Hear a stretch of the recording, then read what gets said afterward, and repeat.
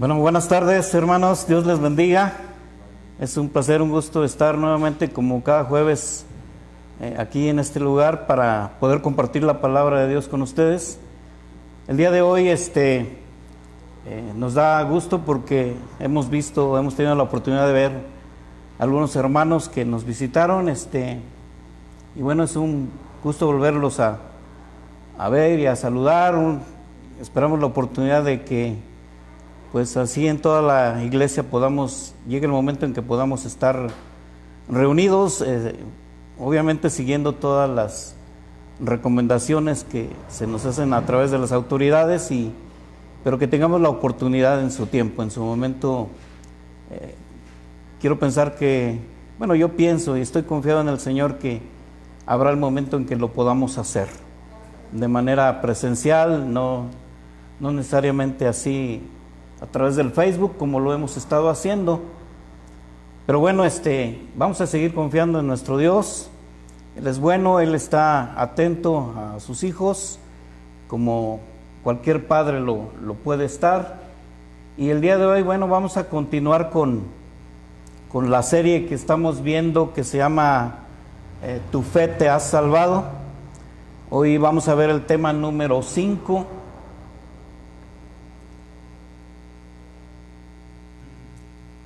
Entonces, quiero pedirles que abran su Biblia ahí en la carta a los Hebreos, capítulo 13.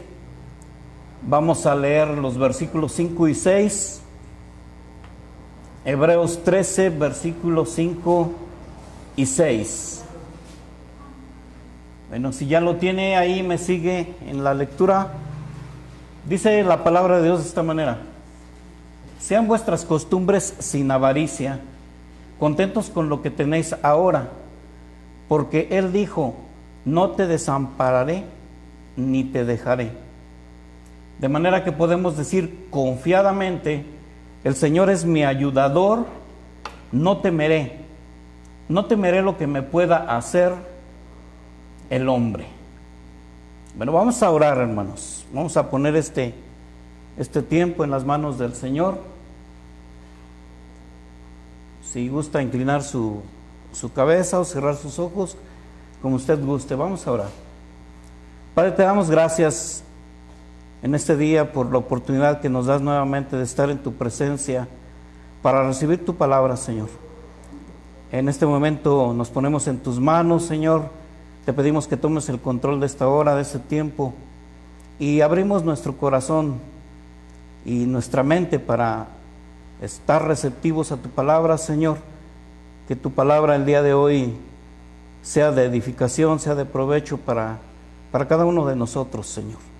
Te bendecimos y te honramos, Señor, y te damos toda la gloria, porque tú eres digno de recibirla, como siempre te lo decimos, Señor, porque lo reconocemos en nuestro corazón. La gloria sea para ti, Señor. Gracias, Señor, gracias por esta nueva oportunidad. Gracias por mis hermanos que están bien, que hoy nos acompañaron, que están bien. Te bendecimos porque sabemos que has estado al cuidado de cada uno de nosotros, Señor. Te bendecimos en el nombre de Cristo Jesús. Amén. Bueno, el tema de hoy, que es el número 5, se llama, le puse por título: Bienaventurado quien confía en Jehová. En esta serie hemos estado hablando de la fe en concreto, y en un tema anterior vimos que la fe implica algunas cosas importantes que tenemos que tomar en cuenta. Yo lo decía de esta manera, ¿verdad? Creerle a Jesús, confiar en Jesús y obedecer a Jesús. Hemos visto el primer punto en la reunión pasada, que tratamos el tema de creerle a Jesús, y hablamos de doctrina, de enseñanzas que el Señor Jesús nos ha dado, nos ha transmitido en el tiempo que Él estuvo aquí en la tierra, y nosotros las conocemos gracias a las Escrituras. que es nuestra única regla de fe para los que somos cristianos. Entonces, ahí tenemos una base importante, las Escrituras. Entonces, hablando del tema, bienaventurado quien confía en Jehová, el día de hoy vamos a hablar de la confianza en nuestro Dios. ¿En quién estamos confiando, mis hermanos? Sobre todo en este tiempo que ya se ha prolongado mucho, que a algunos se les ha complicado, a otros no tanto, pero ya se ha prolongado un buen tiempo y no se ha establecido hasta cuándo vamos a seguir así. Hay constantes cambios de opinión en las mismas autoridades de salud, etcétera. Y no sabemos en realidad hasta cuándo nosotros como iglesia podemos reunirnos nuevamente. Sentimos ya a veces la necesidad de estar congregados, de ver a nuestros hermanos, pero tenemos que ser pacientes y confiar. Ahora, ¿en quién vamos a tener puesta nuestra confianza? Viene a mi mente ahorita un versículo de la Biblia que dice: maldito el hombre que confía en el hombre, y bienaventurado el hombre que confía en Jehová o en Dios. Como cristianos, mis hermanos, tenemos que confiar, obviamente, en nuestro Dios. Pero ¿cómo podemos aprender a confiar en Él? No podemos confiar, yo pienso que pueden estar de acuerdo en el hecho de que no podemos confiar en una persona a la cual nosotros no conocemos. Les preguntaría, por ejemplo, a los que son matrimonios, ¿cómo tomaron la decisión de casarse en determinado momento? Yo no creo en eso del amor a primera vista y que hayan tomado una decisión así apresurada porque vieron a una persona y les resultó atractiva físicamente, o no sé, o su corazoncito estaba lleno de sentimientos muy agradables para aquella persona y solo por eso tomaron una decisión. Yo pienso que no fue así. Cuando menos mi esposa y yo, cuando tomamos la decisión de casarnos, pues llevábamos ya 3 años de noviazgo. Y aún así, pues fue complicado de cualquier manera. Pero no podíamos, ni ella ni yo, y quiero pensar que también los matrimonios así, que tomaron la decisión, no podían confiar en el uno al otro en un momento nada más. Bueno, hay quienes sí han realizado matrimonios así y termina siendo un fracaso. Pero hablando de confianza, ¿cómo podía yo confiar en una mujer a la que no conocía? Entonces empieza un proceso en el cual tenemos una amistad. Después dimos un segundo paso, que fue establecer una relación de noviazgo, y finalmente pues tomar una decisión de unir nuestras vidas a través del matrimonio.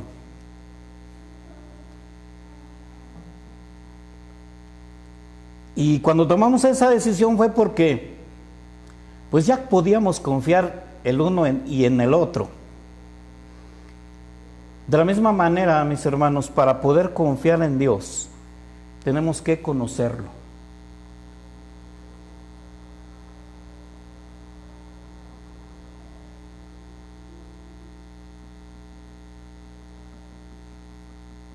La palabra de Dios es la única fuente de revelación que nosotros como cristianos tenemos y conocemos. Y yo pienso que la mejor manera de conocer a Dios es a través de las Escrituras. Espero que usted piense de esta manera, porque como cristianos, pues, si hacemos un poquito memoria de cuando surgió la Reforma, por ahí en el año 1500 y fracción, no tengo la fecha exacta, hubo ahí, por ahí cinco, ¿cómo les diré?, invectivas, o no sé cómo llamarlas, no recuerdo la manera exacta como se llaman, en las cuales nosotros como cristianos debemos de basar nuestra fe. y una de ellas es solo la Escritura. Nosotros podemos confiar en Dios conociéndolo solo a través de las Escrituras. Cuando menos yo no conozco ninguna otra fuente de revelación. Habrá quienes la tengan en sus religiones o en sus creencias. Puede ser que ellos establezcan o tengan otra fuente de revelación, pero nosotros como cristianos no. Como hijos de Dios, nuestra única fuente de revelaciones son las Escrituras, y es a través de las cuales nosotros podemos conocer a Dios. Y una de las cosas por las cuales podemos confiar en Dios, vamos a hacer una pregunta. ¿Cómo puedo aprender a confiar en Dios? Vuelvo a repetir, no podemos confiar en alguien en quien no conocemos. Y si alguien nos pidiera confiar en Él, cualquier persona que me dijera, ¿puedes confiar en mí? O necesito que confíes en mí, tal vez tendríamos dos respuestas, o una de dos. Podemos decir, sí, yo confío en ti. Otra podría ser, ¿por qué debo de confiar en ti? Pero al respecto de Dios, podemos confiar en Él cuando entendemos por qué debemos confiar en Él. La principal razón por la que debemos de confiar en Dios es porque Él es digno de nuestra confianza. No existe persona más fidedigna que Dios. Y esto lo conocemos a través de las Escrituras. Por ejemplo, en el libro de los Números, capítulo 23, versículo 19, si lo puede buscar rápido por ahí, si no, pues yo se lo leo. Números 23, 19 dice: Dios no es hombre para que mienta, ni hijo de hombre para que se arrepienta. Él dijo y no hará, habló y no lo ejecutará. A diferencia de los hombres, Dios siempre ha cumplido toda palabra que ha dicho, ya sea promesa, ya sea verdad, lo que sea. Dios ha cumplido de una manera cabal todo lo que Él ha dicho. Vamos a ver un ejemplo en la Biblia. En el libro del profeta Isaías, capítulo 14, Isaías 14, vamos a leer del versículo 24 al 27. Isaías 14, 24, 27 nos dice: Jehová de los ejércitos juró diciendo: ciertamente se hará de la manera que lo he pensado, y será confirmado como lo he determinado, que quebrantaré al asirio en mi tierra, y en mis montes lo hollaré, y su yugo será apartado de ellos, y su carga será quitada de su hombro. Este es el consejo que está acordado sobre toda la tierra, y esta la mano extendida sobre todas las naciones, porque Jehová de los ejércitos lo ha determinado. ¿Y quién lo impedirá? Y su mano extendida, ¿quién la hará retroceder? Bueno, aquí el tema que está tratando el profeta Isaías es el asunto del pueblo de Israel desviándose siempre del verdadero Dios. Era uno de los problemas o situaciones más frecuentes que tenía el pueblo de Israel. Constantemente se apartaba de su Dios para ir en pos de otros dioses, y a consecuencia de esto muchas veces fueron sometidos a esclavitud o bajo cautiverio. En este texto que leímos se refiere a los asirios, que estaban sometiendo al pueblo de Israel, obviamente por su desobediencia para con Dios. Pero el pueblo en su momento llegaba a tener una aflicción y luego le venía un arrepentimiento. La misma aflicción que estaban sufriendo por causa de ser cautivos los llevaba a arrepentirse de haber buscado otros dioses, de haber confiado en otros dioses. Y Dios, al ver este hecho, al ver que su pueblo estaba afligido y arrepentido, les daba una palabra que era verdad, y en este caso fue palabra que les había dicho para liberarlos de ese sometimiento para con los asirios. Y bueno, aquí Dios dice, bueno, yo destruiré a los asirios prácticamente, los hollaré, y a ustedes que son mi pueblo, los libertaré. Era una promesa de libertad, y Dios la cumplió. Si pudiéramos leer las escrituras, bueno, descubriríamos que más adelante el pueblo de Israel otra vez se volvía a equivocar, otra vez volvía a ir en pos de otros dioses, y era lo que sucedía así, y de esta manera. Prácticamente esa fue el vivir del pueblo de Israel. Lo que puede suceder también con muchos de nosotros, que tenemos altibajos, como decimos. Hay momentos como los que estamos hoy viviendo, que muchos en lugar de acrecentar su fe en el Señor, hay muchos que se han desanimado, incluso que han perdido la fe y han apostatado.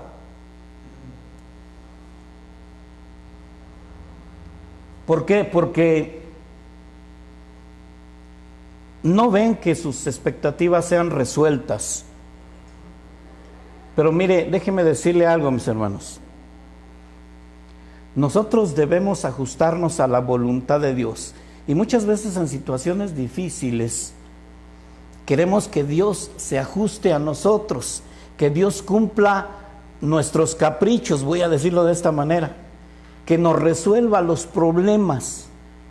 Y si vemos una respuesta que a nuestro parecer no es buena para nosotros, a veces le reclamamos o simple y sencillamente le damos la espalda. Y yo se lo digo porque en una ocasión así me sucedió. Yo le di por completo la espalda a Dios. Tuvo consecuencias graves, pero al fin de cuentas Dios me volvió a restaurar y aquí estamos. Quiero contarles una historia de un hombre que yo conocí hace algunos años. Era muy joven, este hombre, era un joven prácticamente. Él tenía un problema de alcoholismo, como sucede en muchos jóvenes.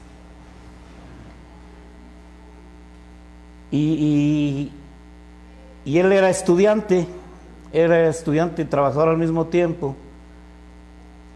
Y resulta que, bueno, les platico esto porque yo lo conocí perfectamente. Entonces, él incluso a veces iba a la escuela alcoholizado. Ya los maestros hasta lo conocían, ¿no?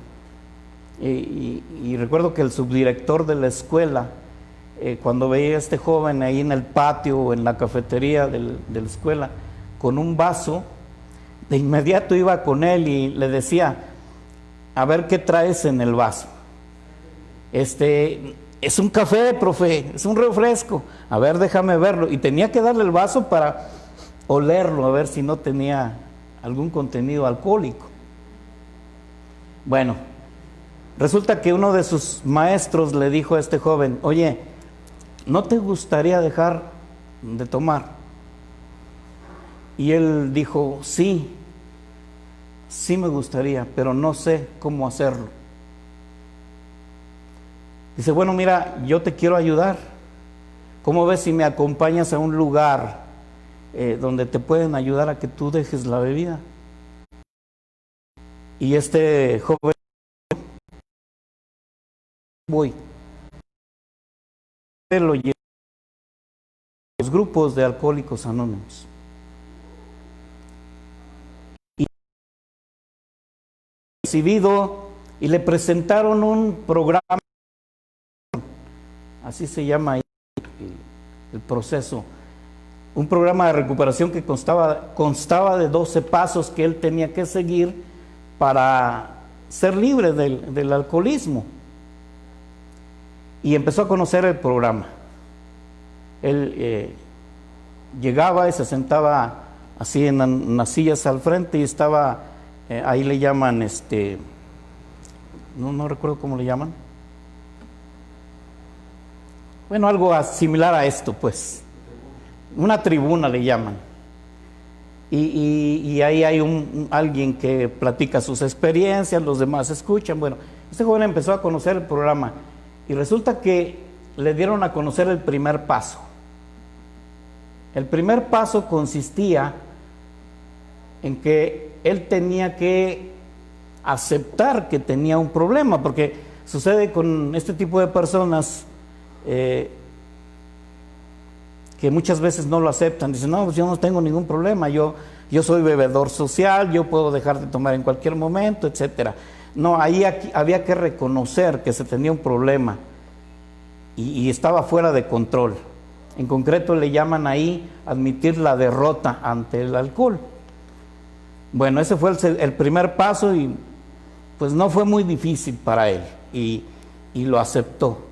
El segundo paso era reconocer que solo un poder superior a él lo podría librar de ese problema, lo podía sacar de ahí.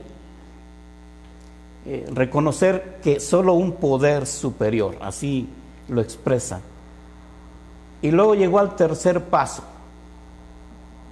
Ahí le dijeron que él tenía que poner su vida y su voluntad al cuidado de ese poder superior. Pero ahí le agregan Dios como cada quien lo conciba. ¿Por qué? Porque ahí no hay, se acepta cualquier persona de cualquier religión, de cualquier creencia. Entonces no hacen señalamientos de dioses en específico ni nada. Simplemente un poder superior como cada quien lo entienda o lo conciba. Bueno, pues ahí fue donde este joven se topó con un dilema. Dijo, bueno, está bien, tengo que poner mi vida y mi voluntad al cuidado de Dios ya en concreto, que sería el poder superior. Dice, pero no conozco a Dios. ¿Cómo voy a tener la confianza de poner mi vida y mi voluntad al cuidado de alguien que ni siquiera conozco? Bueno, afortunadamente alguien, les digo que este muchacho era trabajador y estudiante a la vez, un compañero de trabajo que era cristiano le empezó a hablar de la palabra de Dios, de la Biblia, y él empezó a conocer a Dios. Después de un tiempo, él reconoció o aceptó a Jesús como su Señor y Salvador y dijo, ahora sí puedo confiar porque ya le conozco. Y él puso su vida y su voluntad, como decía el tercer paso, al cuidado de Dios. Y como Dios es fiel, déjeme decirle algo, este joven no resultó victorioso de esa enfermedad, como le llaman, por el programa, sino porque él confió de una manera total y absoluta en ese Dios que era su poder superior y que solamente él lo podía sacar de ahí. Y efectivamente así sucedió. Hasta este tiempo este joven ya no está tan joven, pero no bebe y ya no asiste tampoco a estos grupos. Él es un estudiante de la palabra de Dios y él confía en Dios. Pero ¿cómo llegó a confiar en él? Conociéndolo. ¿Cómo? A través de las Escrituras. Él creyó palabras como, por ejemplo, conoceréis la verdad y la verdad os hará libres. Él creyó esa palabra. Confió en Jesucristo. Otra manera de confiar en él fue cuando conoció la palabra que decía, si el Hijo os libertare, seréis verdaderamente libres. Y fue libre de eso. de esa esclavitud. Mire, nosotros los hombres somos especialistas en ponerle nombres bonitos o nombres que no resulten tan escabrosos al pecado. Y bueno, ahí en esa institución dicen que el alcoholismo es una enfermedad progresiva y mortal. Pero ese es un pensamiento de hombre. ¿Qué diríamos nosotros?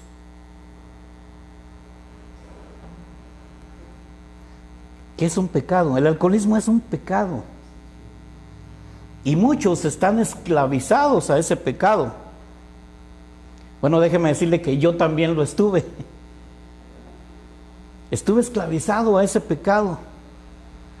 Pero el Hijo de Dios, Jesucristo, en el cual yo también confío, me liberó igual que ese joven. Somos verdaderamente libres. Usted, mi hermano, tal vez tenga un pecado, no precisamente este, que le ha hecho sufrir, le ha hecho batallar, pero yo le puedo asegurar que si usted confía totalmente en el Señor, usted será libre de cualquier pecado, porque los hijos de Dios realmente somos libres, si creemos y si confiamos en Él. Es lo que nosotros debemos de tener, una confianza plena, absoluta en nuestro Dios, porque como leímos en la palabra, si Él dijo algo, ¿no lo va a llevar a cabo? O si su brazo poderoso está en contra del pecado y Él nos va a liberar, ¿quién lo va a detener? Nadie lo va a detener. Hermanos, ¿quién puede detener esta enfermedad? ¿Quién? No sé cuánto tiempo tenga que pasar para que tengamos una vacuna o algo que nos pueda hacer inmunes como somos ahora. Bueno, no tan inmunes como tal, pero podemos minimizar de una manera muy grande el riesgo de contagio, por ejemplo, de la viruela, del sarampión, de todas esas enfermedades que existen y que en su momento también fueron ocasión de pandemias o de epidemias muy grandes que mataron a mucha gente. Pero yo creo que nosotros debemos de estar confiados en Él. Yo creo y quiero que usted, no es que yo quiera que usted se ajuste a lo que yo pienso, no, a lo que dice Dios. Acuérdese del tema pasado que vimos. Debemos de creer en Él y confiar en Él.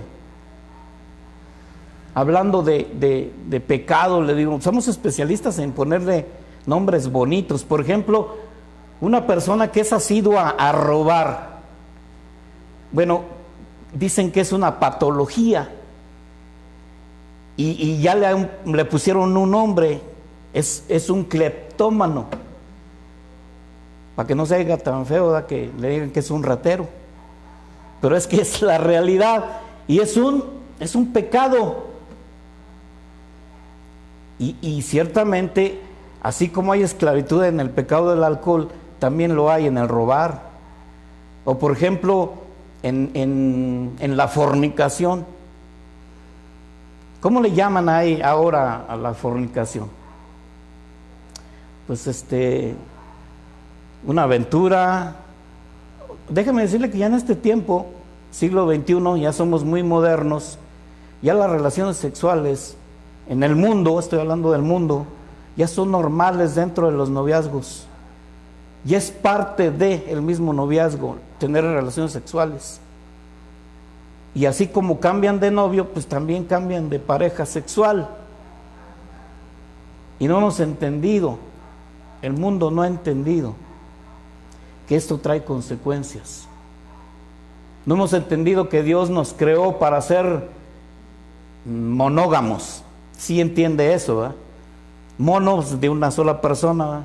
Y si leemos la Escritura, cuando Dios creó al hombre, creó un hombre y vio que esto estaba solo y dijo, le haré ayuda idónea para él, y le creó una mujer. Entonces creó un hombre para una mujer y una mujer para un hombre. Punto. Se acabó. Pero resulta que ahora en el mundo vivimos como los animalitos. Vamos a decir, por ejemplo, los leones. ellos se adueñan de una manada, tienen sus hembras ahí, se aparean con ellas, tienen sus hijos, los cuidan, los protegen, pero luego al rato se aburren, dejan la manada, se van a buscar a otra, se aparean con otras hembras y así. Y las hembras tienen que estar en celo.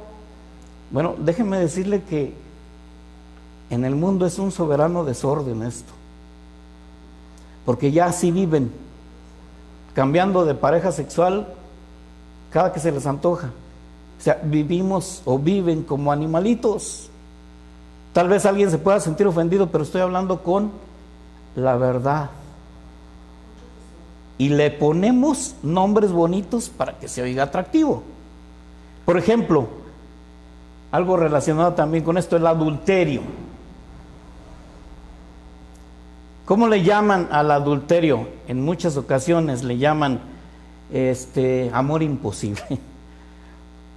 O es que es una aventurilla, ¿no? O un desliz. ¿Pero qué es? Es adulterio y es un pecado. Pues hay quienes son esclavos de esto. ¿Quién nos puede liberar? Dios. Porque Dios no es hombre para que mienta, ni hijo de hombre para que se arrepienta. Si Él dijo algo, Él lo va a llevar a cabo. Si lo habló, Él lo va a ejecutar. Él es digno de nuestra confianza. Yo les garantizo eso, mis hermanos. Si confiamos en Dios, vamos a salir adelante de cualquier circunstancia. Tal vez no en la medida que nosotros creemos o como nosotros pensamos. Ahí es donde nos tenemos que ajustar a la soberanía de Dios. En estos días un hermano de otra congregación me mandó un audio por el WhatsApp. Era la voz de un supuesto médico diciendo o hablando sobre el termómetro ese con el que checan la temperatura y se lo ponen en la frente, ¿verdad?, para tomar la temperatura. Y este supuesto doctor diciendo, miren, no confíen en eso. ¿Por qué tiene que ser en la cabeza? Le toman un día la temperatura y ya le mataron unas neuronas. Al día siguiente se lo vuelven a tomar, le matan otras neuronas. Y así nos van a ir matando poco a poco. Yo le respondí a este hermano, mi hermano, ¿qué pasó? ¿Dónde está nuestra confianza en Dios? ¿Dónde está nuestra confianza en aquel que nosotros hemos reconocido como nuestro Señor y nuestro Salvador? ¿No nos salvará de esta? Yo creo que sí. No sé usted. Y le dije, mire, y déjeme irme al extremo. Pues, ¿qué tal si de tantas tomas de temperatura me muero? ¿Qué usted no cree en la palabra, por ejemplo, que dijo Pablo? Mi vivir es Cristo y el morir es ganancia. ¿Dónde está nuestra confianza? Debemos de confiar en Él a pesar de cualquier circunstancia. Podemos aprender a confiar en Dios a través de la única fuente de revelación que tenemos, las Escrituras. No hay más. Le repito, podrá haber alguien en religiones o en otras creencias que digan, porque sí lo dicen, que hay otras fuentes de revelación, que Dios no ha hablado solamente a través de la Biblia, y presentan otras cosas u otros argumentos según ellos a través de los cuales Dios habla. Y fíjense, no ha hablado, sino habla en la actualidad. Por eso dentro del mundo cristiano también han surgido un montón de pseudoapóstoles y pseudoprofetas con supuestas nuevas revelaciones. Mis hermanos, eso no existe. El apóstol Pedro lo dijo de una manera bien clara. Tenemos la palabra profética más segura, a la cual hacemos bien en el estar atentos a ella. Solo así conocemos a Dios, y solo de esa manera podemos aprender a confiar en Dios.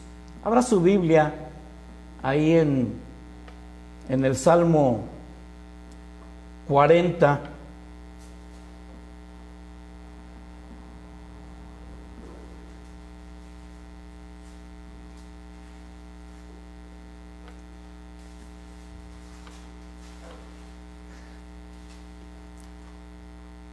¿De qué otra manera podemos confiar en Dios, mis hermanos? La primera ya le dije, porque Él es digno de confianza. ¿De qué otra manera? Pues es que Él es digno de confianza. ¿Por qué? Porque Él ha mostrado su fidelidad a través de todo este tiempo. Cada palabra, cada promesa, cada revelación que dio en aquel tiempo Dios a los profetas, a Moisés, etcétera, se ha cumplido. Se ha cumplido, lo podemos constatar ahí en las Escrituras, porque ahí está escrito. Entonces podemos confiar de una manera total y absoluta en Dios, porque Él ha demostrado que es fiel. Salmo 40, versículo del 1 al 5. El salmista David escribió diciendo estas palabras: pacientemente esperé a Jehová, y se inclinó a mí y oyó mi clamor. Me hizo sacar del pozo de la desesperación, del lodo cenagoso. Puso mis pies sobre peña y enderezó mis pasos. Pasó luego en mi boca cántico nuevo. Puso luego en mi boca cántico nuevo. Alabanza a nuestro Dios. Verán esto muchos y temerán y confiarán en Jehová. Bienaventurado el hombre que puso en Jehová su confianza y no mira a los soberbios ni a los que se desvían tras la mentira. Has aumentado, oh Jehová, Dios mío, tus maravillas y tus pensamientos para con nosotros. No es posible contarlos ante ti. Si yo anunciare y hablare de ellos, no pueden ser. ¿Por qué David confiaba en Dios? Porque él había visto maravillas, porque él había muchas veces implicadas en él, y Dios le mostró su fidelidad. Obviamente, le digo, haciendo alusión a la soberanía de Dios, tal vez David no recibió la ayuda o la sanidad o la liberación de la manera que él esperaba, pero la recibió. Bueno, hay incluso momentos en los cuales nosotros debemos de aceptar como respuesta de parte de Dios un no. ¿Sabía usted eso?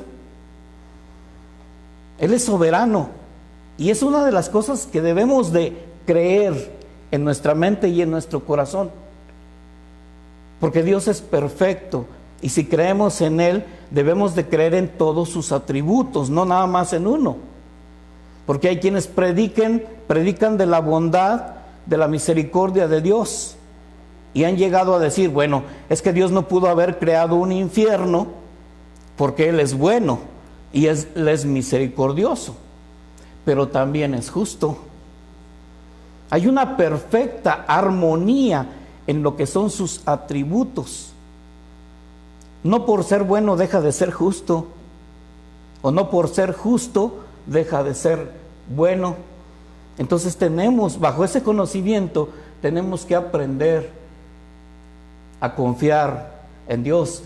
En Primera de Reyes 8:56, no lo busque, yo se lo leo, dice: bendito sea Jehová, que ha dado paz a su pueblo de Israel, conforme a todo lo que él había dicho. Ninguna palabra de todas sus promesas que expresó por Moisés su siervo ha faltado. Toda palabra que Dios ha dicho o ha emitido por su boca se ha cumplido. Es lo que está diciendo aquí Primera de Reyes. Toda palabra, toda promesa que Dios expresó a través de Moisés, su siervo, no ha faltado. ¿Qué significa esto? Que se ha cumplido. Y el salmista David, podríamos decirlo así, es un testigo fiel de Dios, porque él ha visto sus maravillas, él ha visto sus proezas, él vio sus milagros. Y déjeme decirle que David no siempre recibió una respuesta conforme a lo que él quería.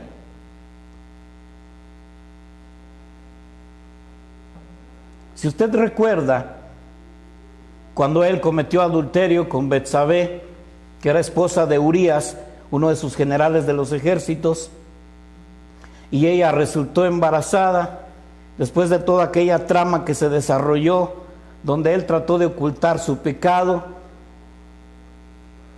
al final de cuentas, pues sabemos que Urías murió, y al final del día, Betsabé se quedó con David, y ella estaba embarazada. Ahora, Dios, cuando David se arrepintió y pidió perdón por ese pecado, Dios lo perdonó. Pero hay algo que de todos modos sucedió. El hijo que Betsabé tuvo, Dios le dijo de una manera clara a David: está bien, te perdono. Se lo voy a parafrasear. Dios le dijo a David: está bien, te perdono porque veo tu arrepentimiento, pero tu hijo va a morir. Y sabemos por la historia, quiero pensar que usted la ha leído, cómo David ayunó, oró, hasta dejó de bañarse, se dejó crecer la barba, andaba todo ahí maltrecho, sucio, tal vez hasta maloliente porque no se bañaba, esperando que Dios no le quitara la vida a su hijo. Finalmente, el hijo murió, porque Dios ya lo había dicho. Si ya lo había dicho, ¿cómo no lo iba a ejecutar? Como lo acabamos de leer. Entonces el hijo de David murió. Ese primer hijo que tuvo con Betsabé murió. Pero ¿qué hizo David? ¿Qué dice la escritura que hizo David? David se puso a llorar: Señor, ¿por qué te lo llevaste? Era un niño, tenía toda la vida por delante, no puede ser, no es justo, Señor, ¿por qué te lo llevaste? Y se empezó ahí a lloriquear. ¿Hizo eso David? No. David hizo todo lo contrario. Dice la palabra de Dios que él se levantó, se afeitó, se bañó, se puso sus ropas reales, agarró su cetro y se fue a sentar ahí en su trono. Y dijo: tráiganme de comer. Y a varios los sorprendió y dijo: oye David, ¿estás loco? Si cuando vivía como estabas y ahora que murió ya estás muy alegre, muy contento. Dice: es que yo sé que mi hijo no vendrá a mí, pero también sé que yo un día iré a donde él está. Hasta ese grado debe de llegar nuestra confianza en Dios. Por eso yo le decía a mi hermano de otra congregación que les digo que me mandó este audio. Digo: mi hermano, ¿qué pasó? ¿No cree en esa palabra? Mi vivir es Cristo y el morir ya es ganancia. ¿Qué si nos morimos? De todos modos nos vamos a morir. Si no es por el COVID, va a ser por otra enfermedad que surja. No somos eternos en este mundo. Y Dios es digno de confianza. Si tenemos seguridad de nuestra salvación, si morimos, ¿a dónde vamos a ir? A disfrutar de la plenitud, de la gloria de Dios. Dígame, ¿podrá haber algo más grande, más maravilloso que eso, mi hermano? No lo hay. No lo hay. Y si alguien teme a la muerte, cuidado, puede andar mal su fe y por consecuencia su confianza en Dios. Vamos a leer otro salmo. Este es de Asaf, no es de David. En el Salmo 78, versículo 1 al 7, Asaf, inspirado por Dios, dijo estas palabras. Hasta tenemos por ahí una alabanza, un canto que hemos entonado aquí en casa de oración. Yo creo que al leer el texto usted la va a recordar. Salmo 78, versículo 1 al 7 dice: escucha, pueblo mío, mi ley, inclinad vuestro oído a las palabras de mi boca. Abriré mi boca en proverbios, hablaré cosas escondidas desde tiempos antiguos, las cuales hemos oído y entendido, que nuestros padres nos las contaron.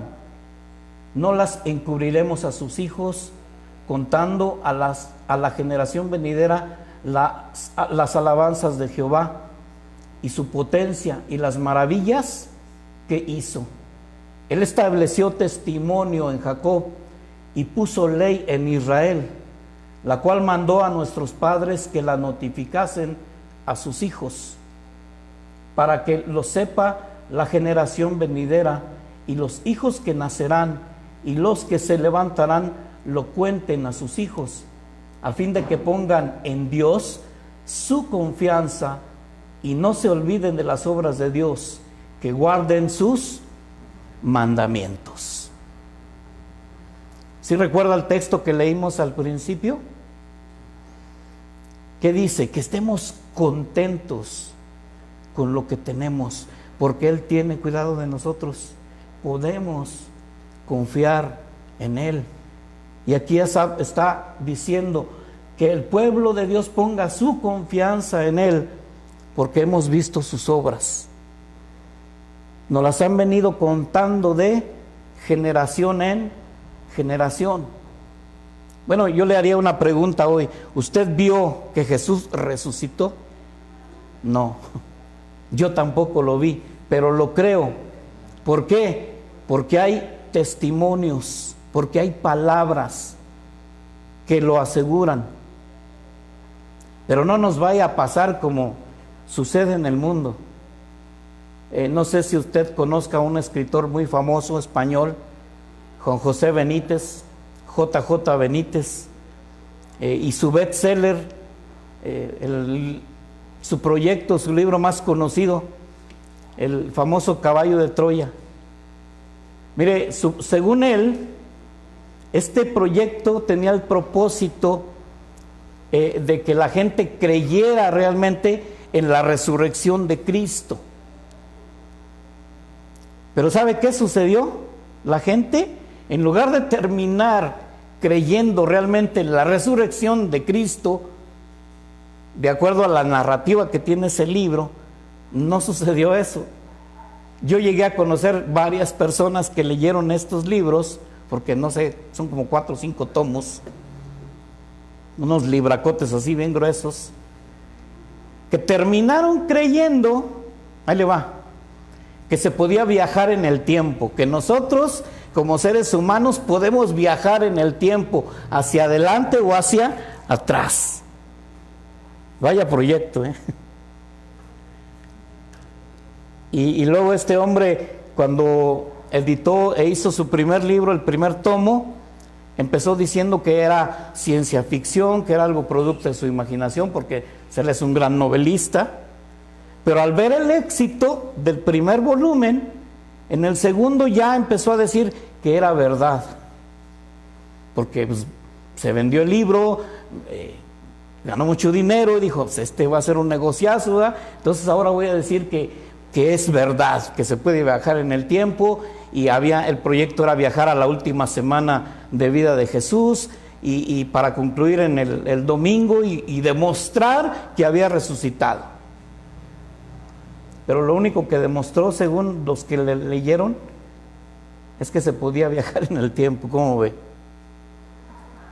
A lo mejor me van a decir ignorante, que sí, que la velocidad de la luz y que no sé qué, que el sonido y todo esto. Mis hermanos, si realmente yo o nosotros pudiéramos retroceder en el tiempo, ¿hasta dónde llegaríamos? Tal vez usando una lógica tonta, si usted quiere. ¿A dónde llegaría yo?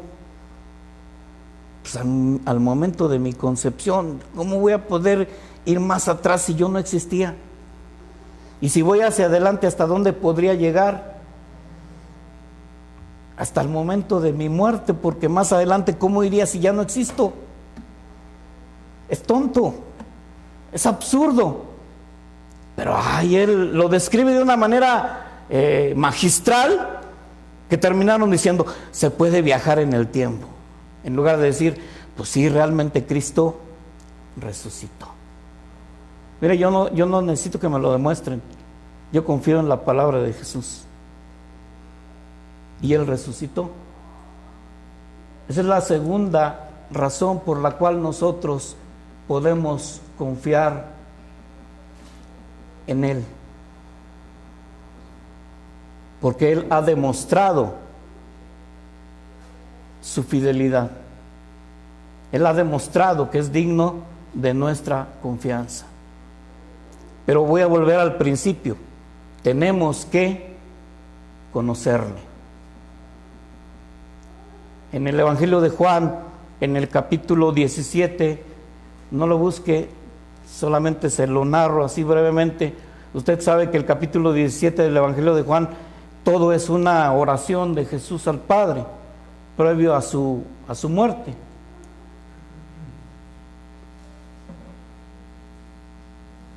Ahí en el diálogo que Jesús tiene con el Padre, Él hablando le dice al Padre que nos ha revelado la verdad, que nos ha dado su palabra y que su palabra es verdad. Es otra de las razones que yo podría decir por las cuales podemos confiar en Él. Él ha hablado siempre con la verdad, a diferencia del enemigo. Pero tenemos que conocerle mismo.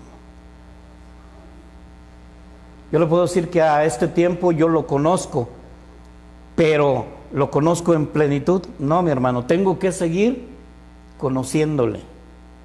Y yo creo que usted también. Así podamos tener 10, 15, 20 años de cristianos.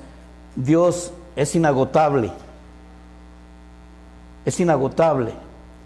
Pero ya tenemos un principio, ya tenemos un inicio, ya hemos caminado lo suficiente como para poder haber aprendido a confiar en Él.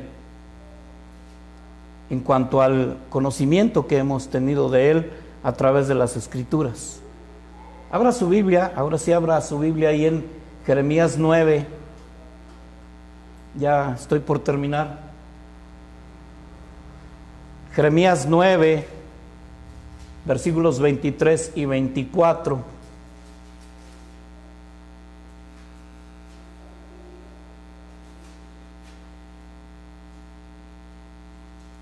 Jeremías 9, 23, 24 dice así: así dijo Jehová, no se alabe el sabio en su sabiduría, ni en su valentía se alabe el valiente, ni el rico se alabe en sus riquezas. Mas alábese en esto el que se hubiere de alabar, en entenderme y conocerme, que yo soy Jehová, que hago misericordia, juicio y justicia en la tierra, porque estas cosas quiero, dice Jehová. Si de algo, lo voy a decir de esta manera, si de algo debemos de presumir o deberíamos de presumir es de que conocemos a Dios. Y si le conocemos, podemos confiar en Él. Podemos confiar en Él. Si Jesús ahora nos haría una pregunta, piense esto un momento. Si estuviera Jesús aquí físicamente y nos dijera o nos hablara una palabra que fuera complicada o dura de asimilar, como sucedió ahí en el Evangelio de Juan en el capítulo 6, recuerdo que parece que es el 6, no recuerdo exactamente, ahorita se me fue, cuando Él habla que Él es el pan de vida, el pan que ha bajado del cielo, y dice ahí unas palabras Jesús que pues hay quienes lo tomaron a lo literal, ¿verdad? Jesús dijo: el que no come mi carne ni bebe mi sangre no tiene vida, y el que come mi carne y bebe mi sangre tiene vida eterna, yo le resucitaré en el día postrero. Pero hay quienes tomaron a lo literal esto, ¿verdad? Nosotros sabemos que no es literal. Él mismo lo confirma después, más adelante, diciendo: pues las palabras que yo les hablo son espíritu La carne para nada aprovecha, dijo él. Y bueno, ahí los judíos que le escucharon dijeron, dura es esta palabra, ¿verdad? ¿Quién la puede entender o quién la puede asimilar, hombre? ¿Cómo quiere que nos lo comamos a pedazos? ¿O qué somos caníbales o qué? Y en ese tiempo muchos dieron la vuelta y se fueron, le abandonaron, después de andar siguiendo sus pasos. Entonces él voltea con los discípulos y les dice, ¿ustedes también se van a ir? Y la respuesta del aventado Pedro, ¿verdad? Siempre salía Pedro por delante, ¿verdad? ¿A quién iremos, Señor? Si solo tú tienes palabras de vida eterna. Si Jesús, le digo, estuviera físicamente presente y nos dijera, ¿ustedes también se quieren ir? Como ahora en este tiempo del COVID muchos se han ido. ¿Qué le diríamos? Yo le diría estas palabras que dijo Pedro. ¿A quién iremos, Señor? Solo tú tienes palabras de vida eterna. Solo tú eres digno de confianza. Yo confío en ti. Bienaventurado quien confíe en Jehová. Amén. Vamos a orar, hermanos.